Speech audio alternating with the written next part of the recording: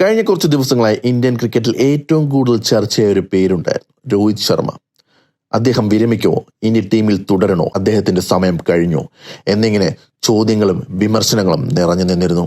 എന്നാൽ ലോർഡ്സിലെ മൂന്നാം ഏകദിനത്തിൽ രോഹിത് ശർമ്മ പറഞ്ഞ വാക്കുകൾ കൊണ്ടല്ല, ബാറ്റുകൾ കൊണ്ടാണ്.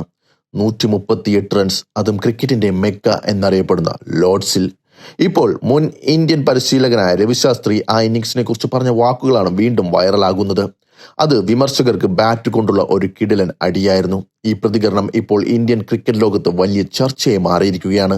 ഇംഗ്ലണ്ടിനെതിരായ ഏകദിന പരമ്പരയിലെ മൂന്നാം മത്സരത്തിന് മുമ്പ് ഇത് രോഹിത് ശർമ്മയുടെ അവസാന ഏകദിനമാകുമെന്ന തരത്തിലുള്ള വാർത്തകളാണ് വ്യാപകമായി പ്രചരിച്ചത്. സോഷ്യൽ മീഡിയയിലും ടെലിവിഷൻ ചർച്ചകളിലും ഒരേ ഒരു ചോദ്യം: രോഹിത്തിന്റെ കരിയർ അവസാനിക്കുകയാണോ?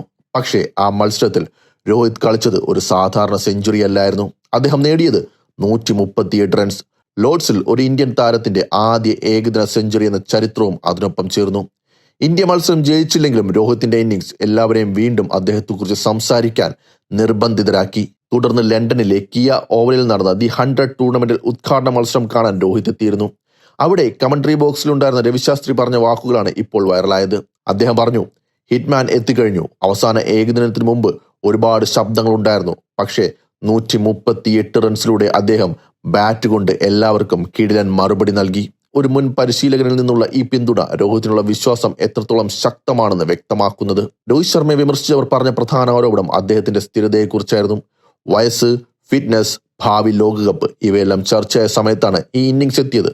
അതുകൊണ്ട് തന്നെ ഈ സെഞ്ചുറി വെറും 100 റൺസ് അല്ല, അതൊരു പ്രഖ്യാപനമായിരുന്നു. ഞാനിപ്പോഴും ഇവിടെ തന്നെയുണ്ട്. അതുകൊണ്ട് രവിശാസ്ത്രി അതിനെ tight slap with the bat എന്ന് വിശേഷിപ്പിച്ചു. ഇതിനിടയിൽ മുൻ ഇന്ത്യൻ സ്പിന്നർ രവിചന്ദ്രൻ അശ്വിനും രോഹിത്തിനെ ശക്തമായി പിന്തുണച്ചു. അദ്ദേഹം പറഞ്ഞത്: രോഹിത് ശർമ്മയ്ക്കും വിരാട് കോഹ്ലിക്കും കളിക്കണമെന്നുണ്ടെങ്കിൽ ആർക്കും തടയാൻ കഴിയില്ല.